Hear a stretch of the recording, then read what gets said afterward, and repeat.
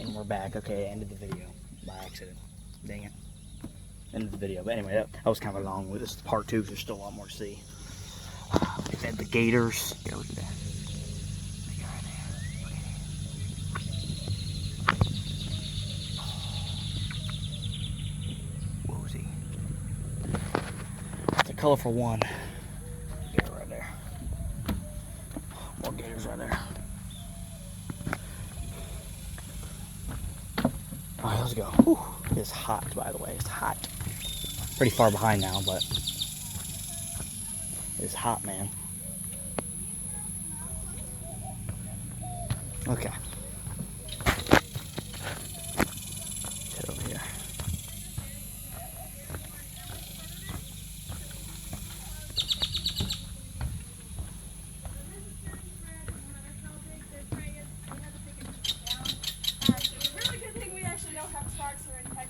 Alligators that are a little bit more friendlier.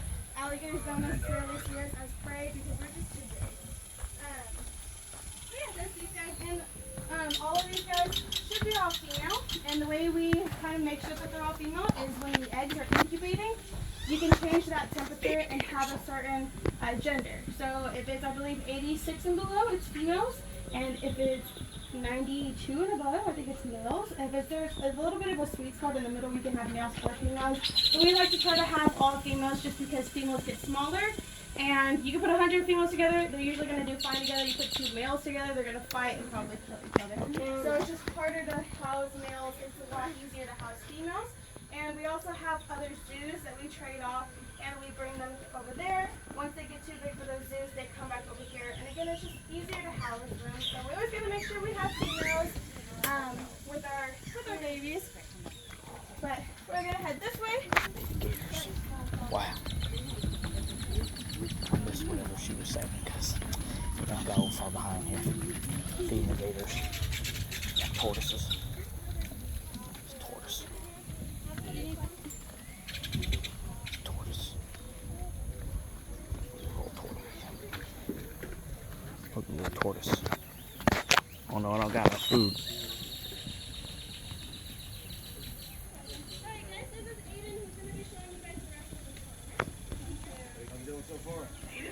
Good, awesome. Well, like she said, my name is Aiden. I'll be showing y'all all of our crocs. That right there is one of our many sulcata tortoises. Those guys are the 3rd largest species in the world. They come from the northern deserts of Africa. All of ours here are actually rescues because people buy them when they're cute little tiny babies and they have no idea that they'll live for 120 years and get up to 150 pounds. Don't do that. How many years did you say? No. We believe the oldest one was around 120. Wow. Some tortoises can live longer, but it's not that. That's amazing. They're also called the African spur-thighed tortoise because they have those spurs along their legs to hide from predators, kind of acts as a shield, block out the haters too. I have a question. I have an answer. Do like alligators and crocodiles have like a consciousness, like know what they're doing? Some people believe it, some don't. I think that certain species do. I think gators do. I don't know about some crocs.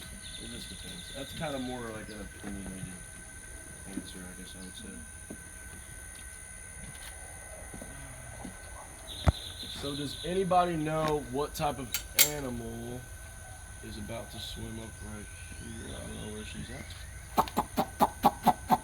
Something reptilian? It is a reptile, that's for sure. Oh, is she there? Over here on the left? Oh yeah, she is. I'll get her to come over here so I can get a better view. Oh, here she comes. Wow. Alright, so she's right in here. Y'all can scoot this way if y'all want to. Yeah, slide down. So does anyone think that this is a crocodile or an alligator? Crocodile. So it was actually a trick question. This girl right here, her name is Lucy. Everyone say hi, Lucy. Lucy is actually not a crocodile or an alligator. So when it comes to crocodilians, which is all different types, there are 3 different families per se. You have Alligatoridae, which is, as you probably guessed, your alligators and your caimans that live in South America. Then you have Crocodilidae, which is all of your crocodiles. There's around 26 species of crocodile. The third one is Gavialidae, and that's going to be 2 different species only. You're going to have your false gharial or your Temistoma, which is what Lucy right here is, and you also have an Indian gharial. These guys are critically endangered. We are very excited to have them. We've had them for around a year. Right now we have Lucy and Molly. They're 2 females, our largest ones. Molly's a little more skittish. Like I said, we've only had them for a year, so they're not going to jump and go crazy like some of the gators and other crocodiles. The reason these guys are one of my favorites is because they are the fastest striking of any crocodilian at all. So that's gators, crocs, caimans, all of them. They have that very slender snout, so they can cut through the water and move very fast. So when I say fast striking, that means side to side. We originally thought that these guys were only fish eaters, so we were feeding them fish for a while. But we found out after a further research in the wild, they also do eat birds, so that's why we've had them on chicken here. We do have 4 males. One of them is almost big enough to go in here. Probably within the next couple months or so, we're going to introduce him and hopefully get some babies. These guys come from Malaysia originally. You'll hear many different names for this species. False gharial is the most popular. We call them Temistoma because that has to do with their Latin name, because there's so many different names, because you have Sundus gharial, Malayan gharial, because they come from Malaysia. There's a bunch of different names, so we stick with Temistoma just because it's specific to this species. But yeah, I'm going to go ahead and feed Lucy.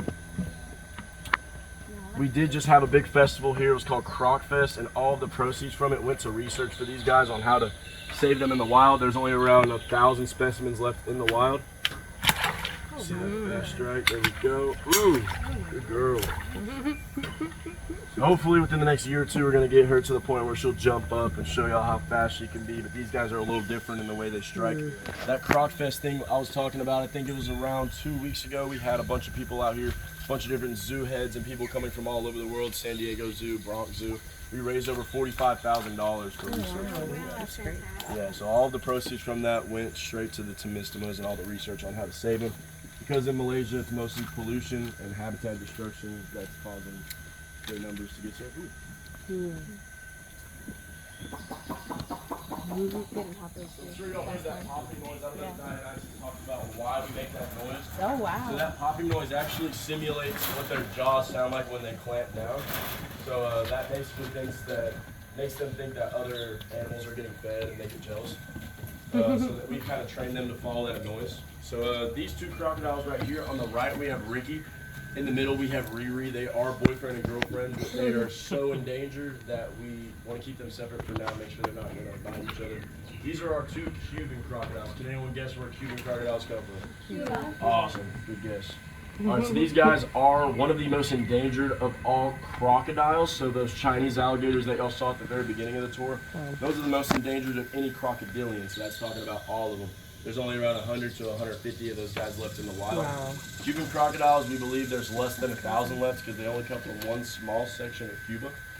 These guys are by far my favorite species just because of how different they are than any others. They are the best climbers, which is why we added this. I've actually seen Ricky's mouth get all the way up to here.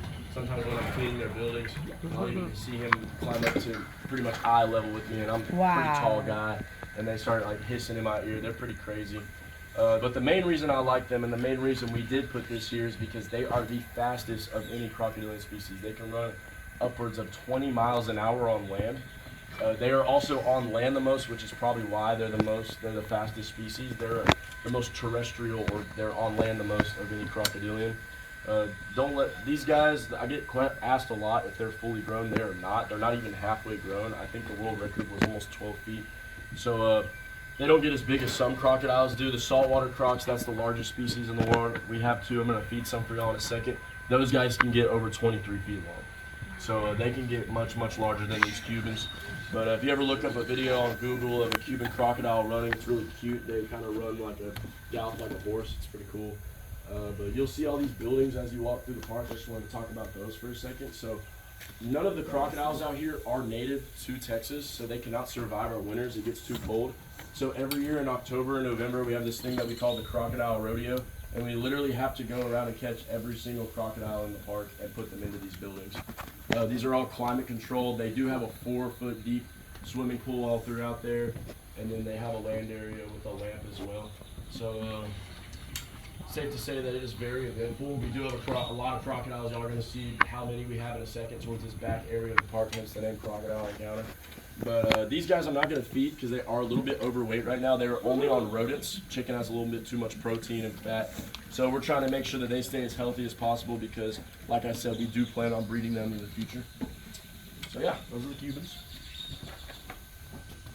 Right here, he is actually indoors right now.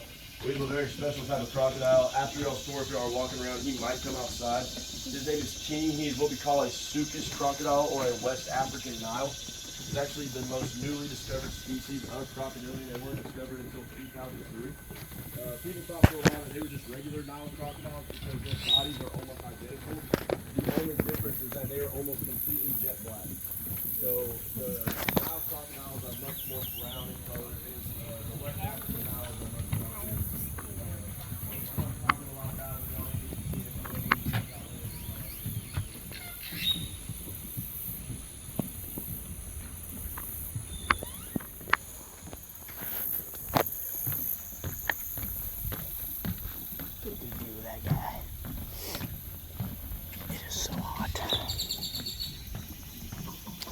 Holy flippin' stuff.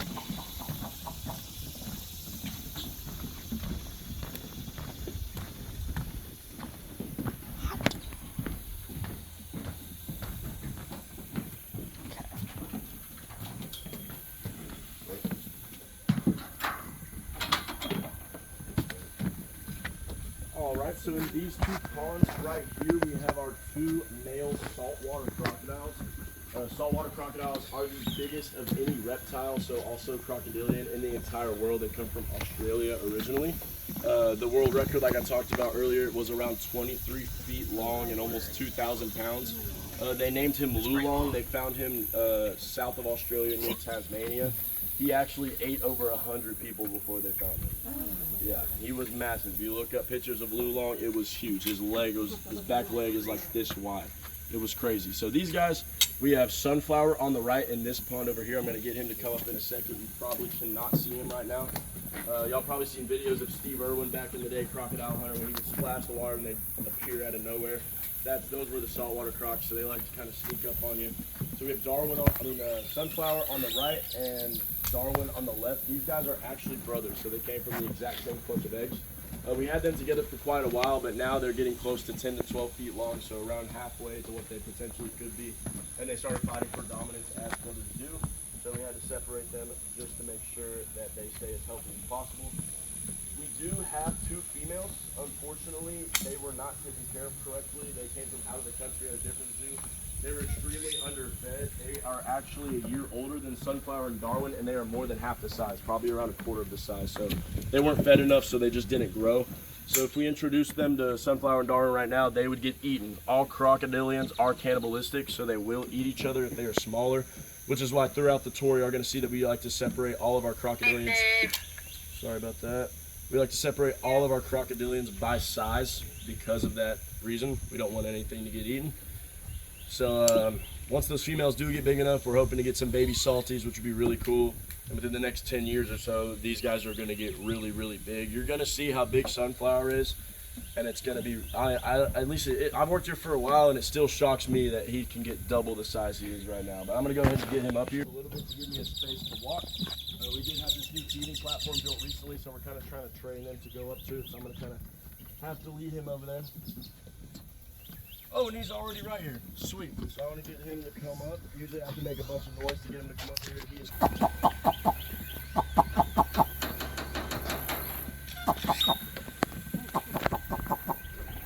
Come on.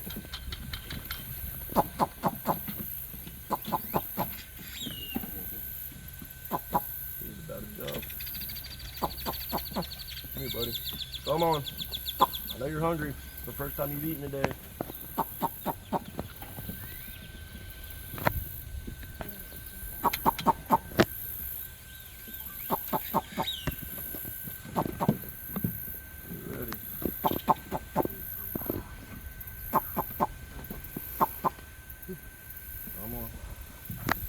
Don't lock onto me, lock onto the chicken. You being lazy?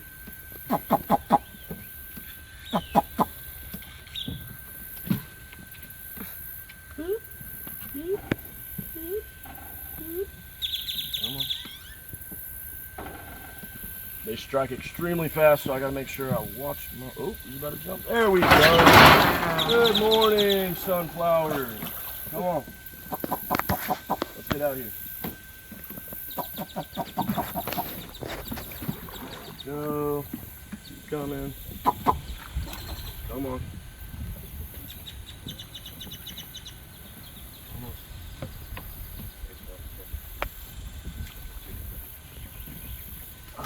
There we go. Good boy.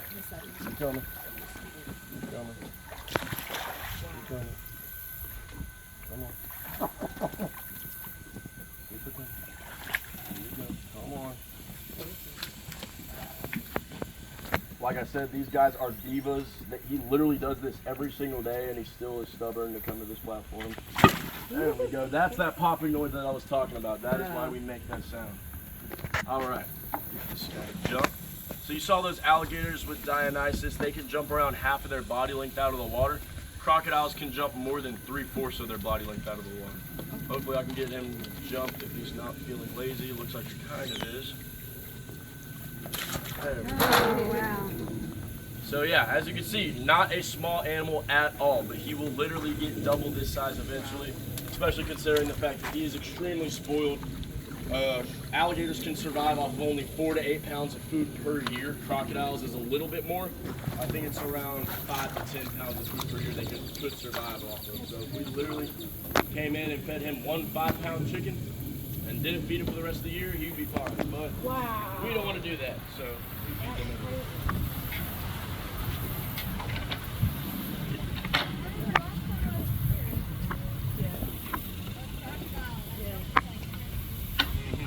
That was probably our Orinoco.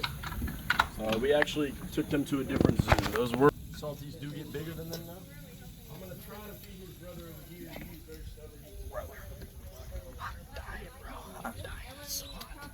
This is pretty sick, though. Very cool. I am literally dying, bro. Getting high yet?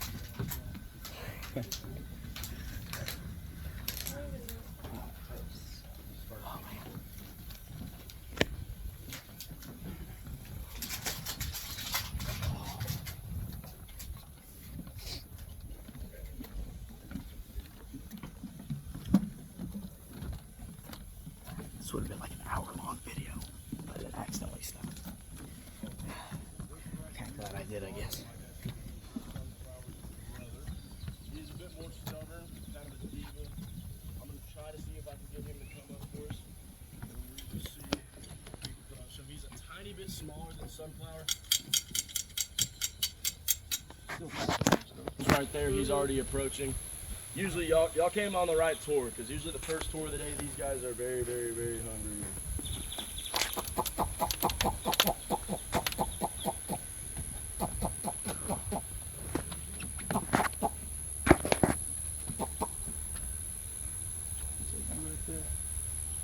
Yep, okay, so he's already right there.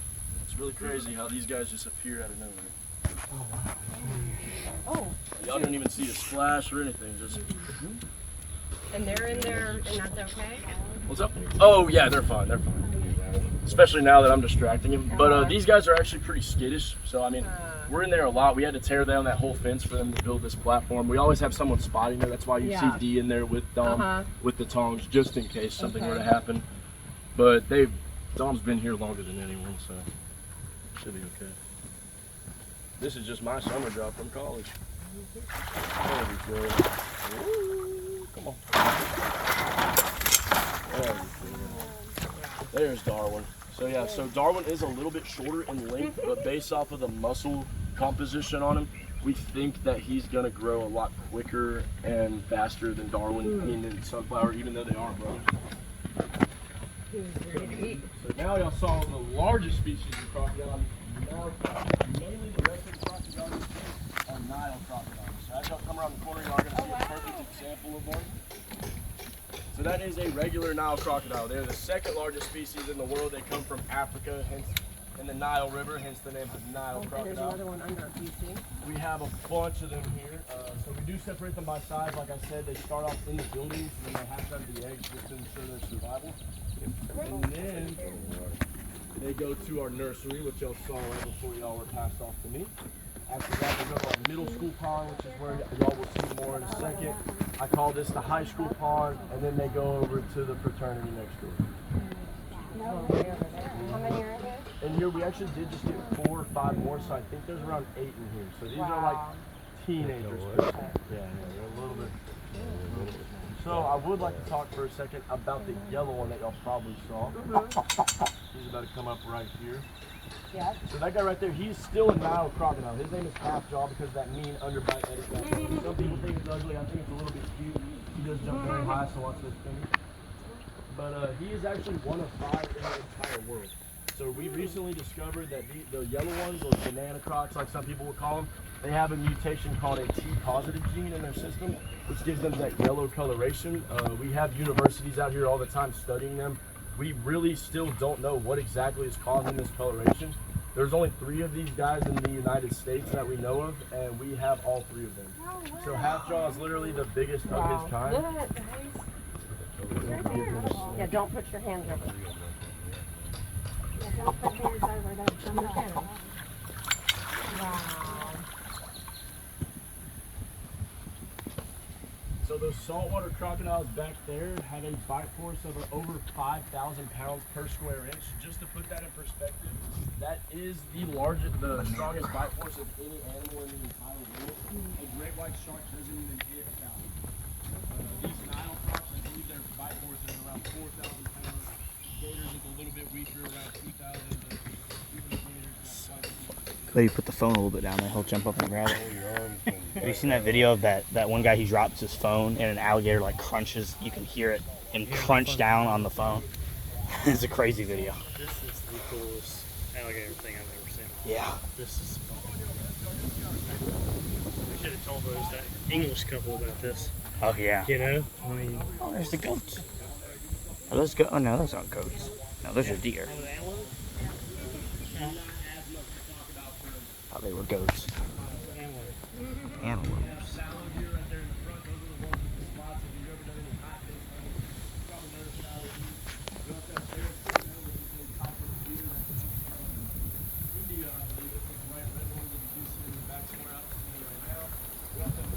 Antelope, we have black buck and water buck. Both of our antelope species just have babies, so they're probably going to be hiding in the trees.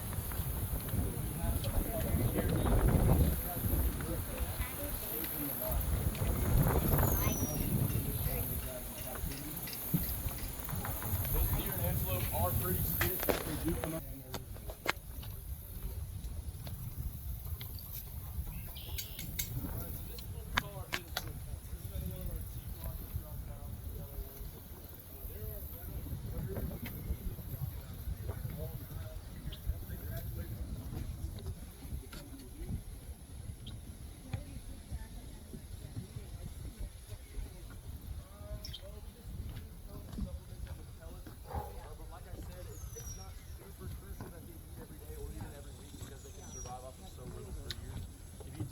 Crocodile or alligator. And over here. Over here.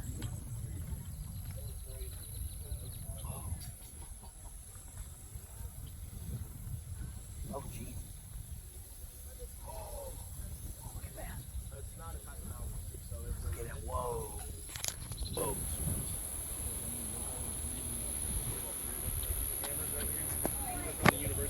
Wow. Look at that.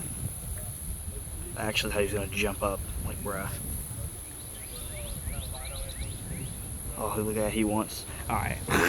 Dude, he looks like he's about to like, jump up on me. Whoa. And I'm going to head back over here. See him open his mouth. Oh, look, he was going to jump up at me. They said they could jump up pretty far, so don't want to risk it.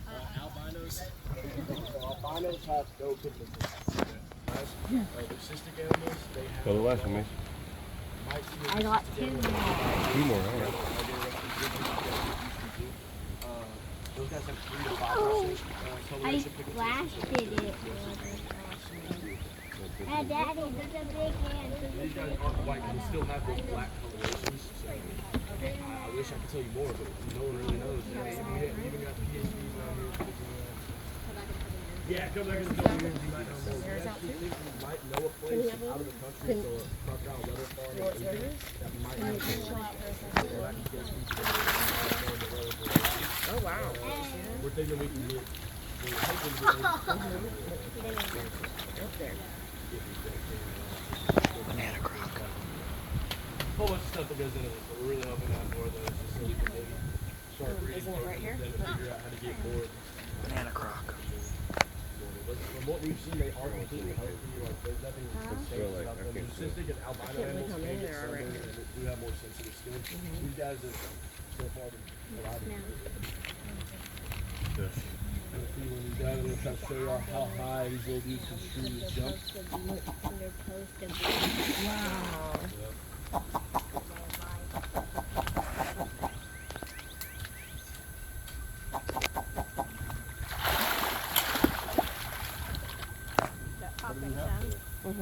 Y'all know how to tell the difference between an alligator and a crocodile? Their snouts. Their snout. So which are these crocs or gators? Crocs. Crocs. So crocs are going to have that V-shaped snout, just like you said. That's because crocodiles do not see us as, crocodiles do see us as food. So their mouths are meant for ripping and tearing flesh off of larger prey items. So when they look at us, they already see a snack. Whereas gators, they are scared of people in the wild. So if a gator approaches you, odds are it has been fed by humans. That U-shaped snout is meant for biting down with a lot of force, one big chomp, and they usually eat turtles, snakes, sometimes small deer when they're really large. But typically they go for smaller prey. So you're much more safe around a gator. But I'm going to take y'all to see how big these guys can truly get. It's going to be just across the wall. We saw that already. And right over here is especially a thing that you do not. I walked over there for a little bit, and then one was at the bottom. He kind of opened his mouth, looking like he was going to jump up at me. This wood right here, Yeah. that is fine. Just don't raise your hand. Yeah. Don't touch the fence. I've seen them jump higher than this fence. Yeah, so So just watch the fingers.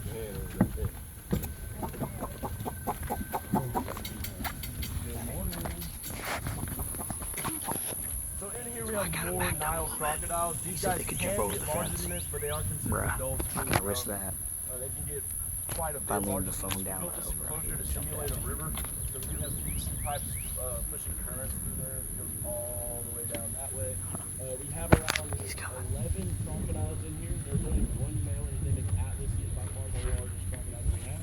He is right here. And then all of his girlfriends, he's a pretty lucky guy. They are all around. So yeah, so Atlas was actually born here. Almost all of these crocodiles were born here at Crocodile Encounter. Atlas is around, I think he's about 15 years old, from what I've heard from other employees. I have not been here 15 years. But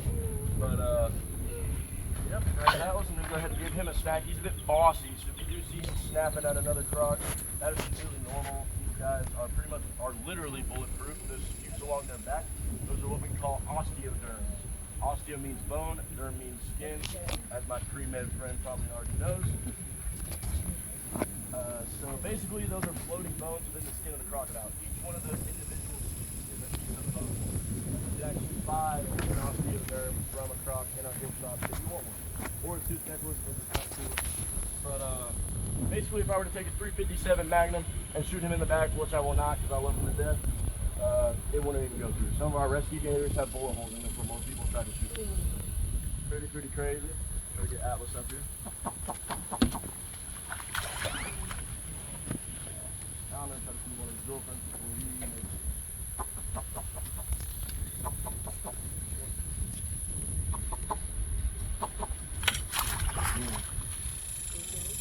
Usually there's like 5 or 6 that pull up, but I guess they're still sleeping in today or something.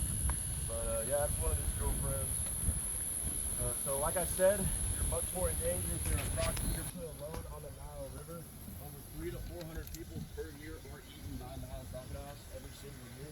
When it comes to gators, I think the every 5 people, 1 to 2 deaths. the gators eat them. American alligator. So that's still bad. Don't get me wrong, but there's a lot less. You're much more safe in that area. One more. Let me see one of these. Nope.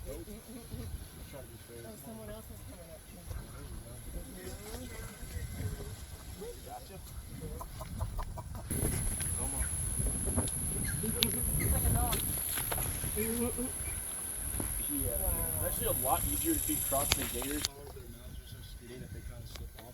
With the gators, you really have to watch. You kind of have to watch for where right when their mouth opens, you kind of have to pop the food in there and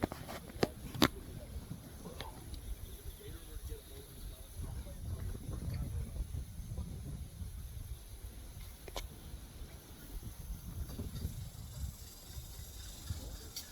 Gator. Wow, whole banana croc there, bro.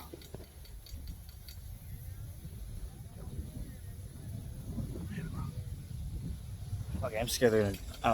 I'm scared they're gonna jump up on me, dude. Frick, dude. They can jump up pretty far. I don't know. I don't know if that happened. Bite my head off. I think I got a good shot. I can't see because it's so bright.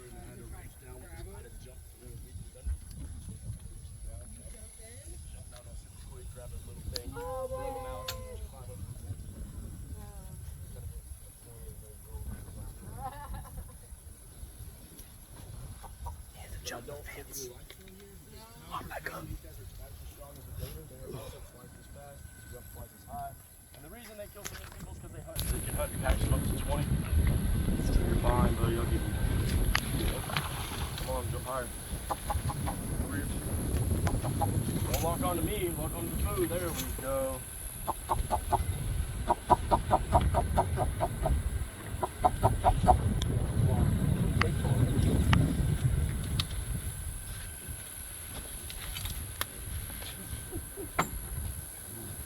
Does anybody have any questions before we move on?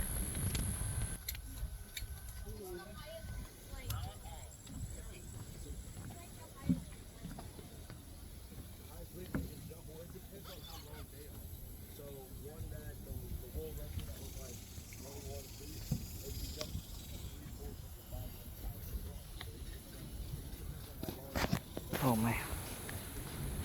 Crazy gators.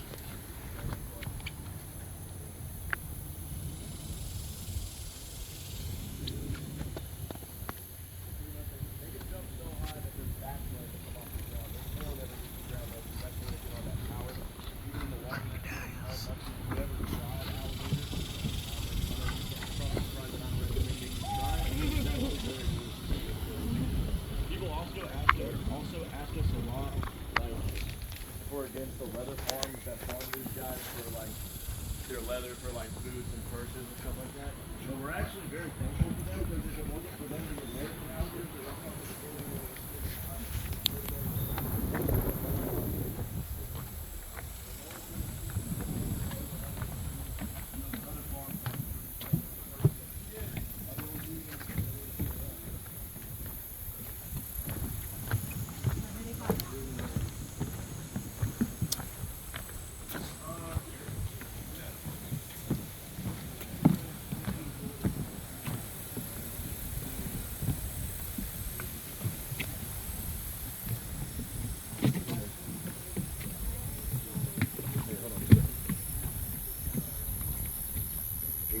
Oh, okay. Okay, thanks.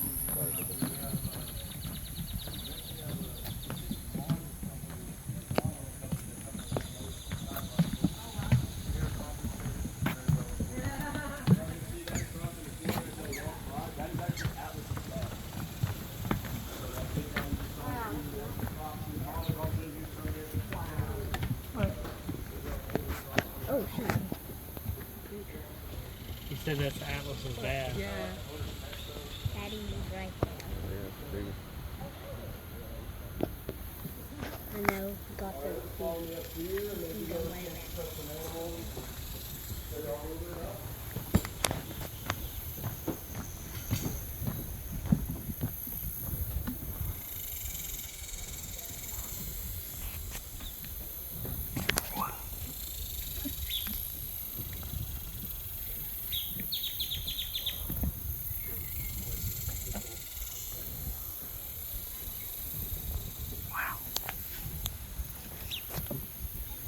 Gorgeous. All right.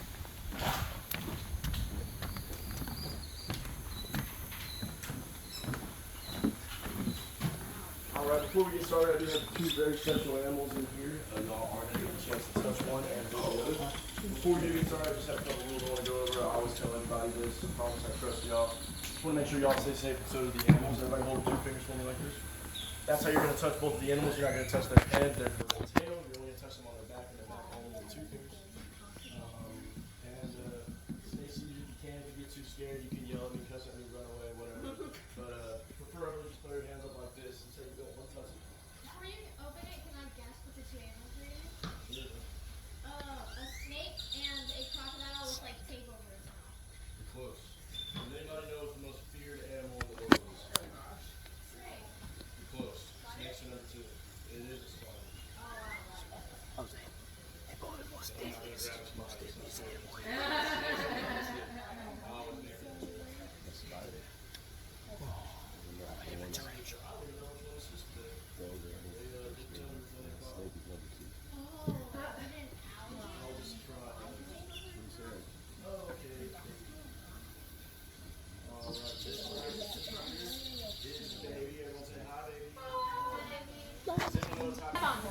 Python. It is a ball python. So we do have a few ball pythons here. Each day we do have tours, so people will come and get to touch the animals. We rotate them out every day, so none of them get too stressed. Snakes don't like being held every single day. But yes, baby is a ball python. They do get much larger than this. Ball pythons are originally from all over Africa. You mainly find them in termite mounds where they hunt the rodents that are in there. These are all. You will also hear people call these the royal pythons because back in ancient times in Egypt, royalty would wear ball pythons around their necks because they stay so stationary. They call them ball pythons because they usually curl up in a ball. Pretty creative, I know. You can see all the patterns on them. That's just meant to camouflage with their environment. As I do come around, you are more than welcome to pet baby on the back. Does anybody think snakes have bones? No, they do. They actually have over 400 ribs, which is why I only let people pet them just to make sure they stay safe. They got their skull, their spine, and 400 to 500 ribs depending on the species. Does anybody here think that baby is venomous? No, I would never touch a venomous snake. Probably not. Sometimes I do, but it's okay. It's my job. And I would never, ever have y'all touch a venomous snake. So baby is what we call a constrictor. Does anybody know why we call her a constrictor? Because she wraps stuff up into a circle. Exactly. So whenever constrictors bite onto their prey, they bite them with their teeth that are hooks around them and give them a nice big hug until their prey goes to sleep, and then they swallow them whole. So they do not chew. Ball pythons actually make very good pets. I know a lot of people are very scared of snakes. My mom is very scared of snakes. She never let me get a snake. So once I got to college, I got a ball python that looks a lot like baby here, and now my mom has no choice unless she wants me to live on the street. So I come home and keeps her in my room. It's fantastic. But you will also see that baby here, sorry, I always forget her name. Baby here keeps sticking her tongue in and out. She is not tasting us. We are a little bit too big to be eaten. She only eats mice. But that is her way of smelling. So what they do is they collect the particles from the air, they bring it back, it hits something that they call their Jacobson's organ, and then after it hits the organ, it goes back out of their nose, and that's how they smell and find prey. So she's just trying to make sure that all of y'all took a shower this morning. Let me go ahead and put baby up. Everybody say bye, baby. Bye.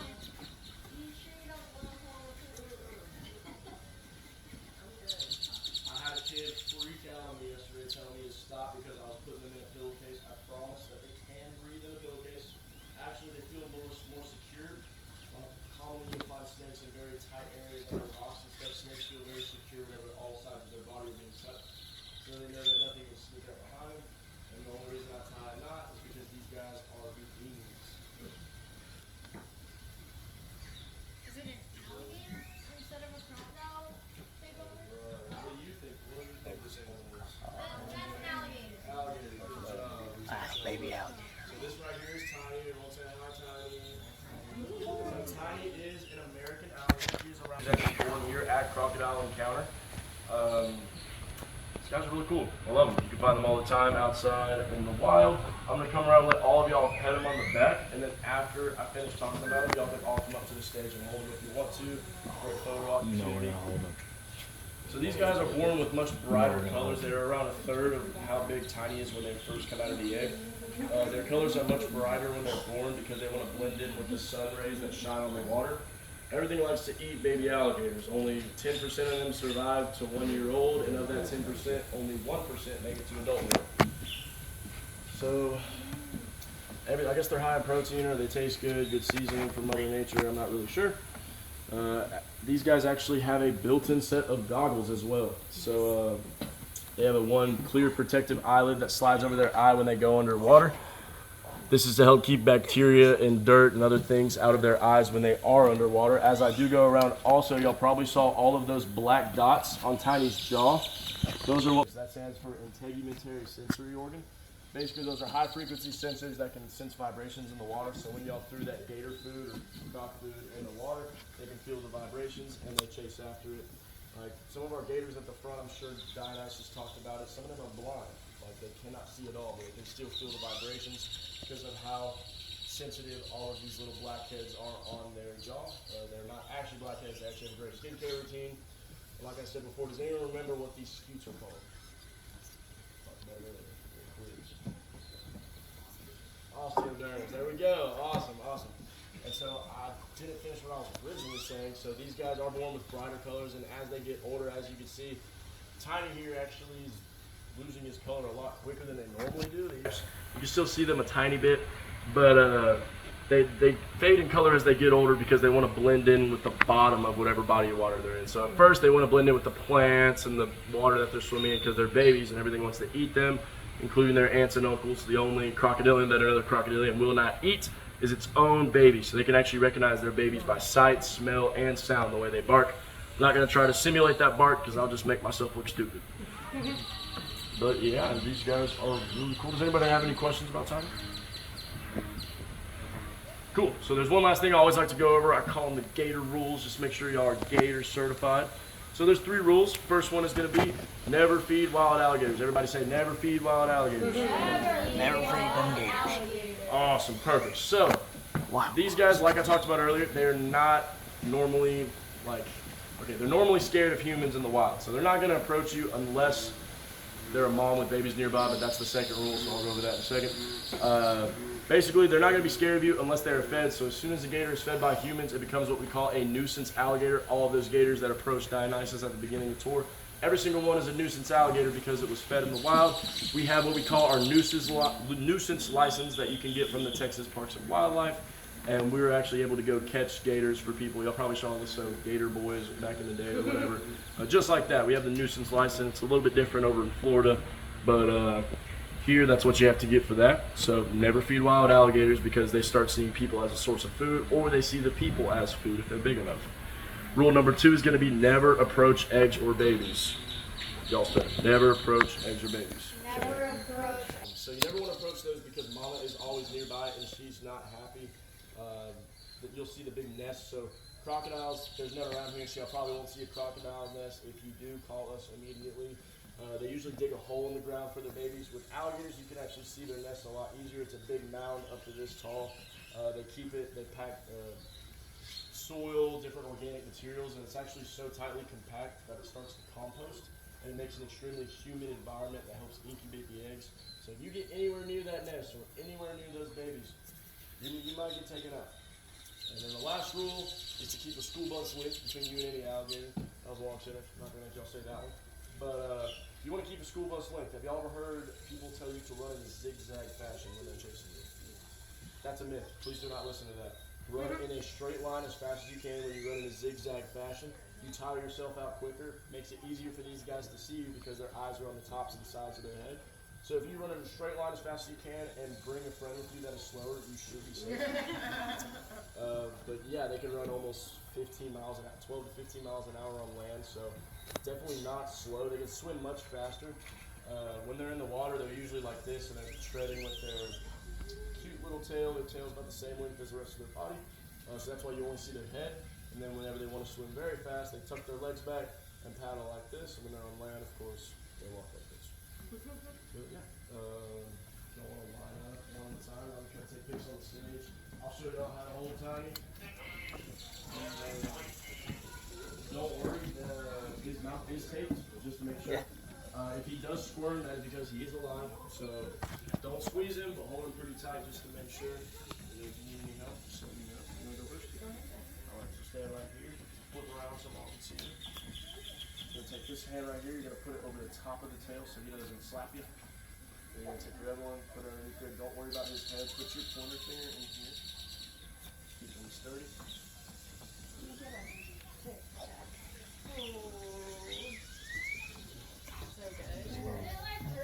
Here's where we're gonna leave it here. I'll get a picture of me holding the gator, and that'll be like the thumbnail, so you'll be able to see that. That's right. That's where we're gonna leave it. It's the end of the tour. It's a long video, but this is the end of it. Hope y'all enjoyed this one, and we'll see you on the next one. Bye bye now.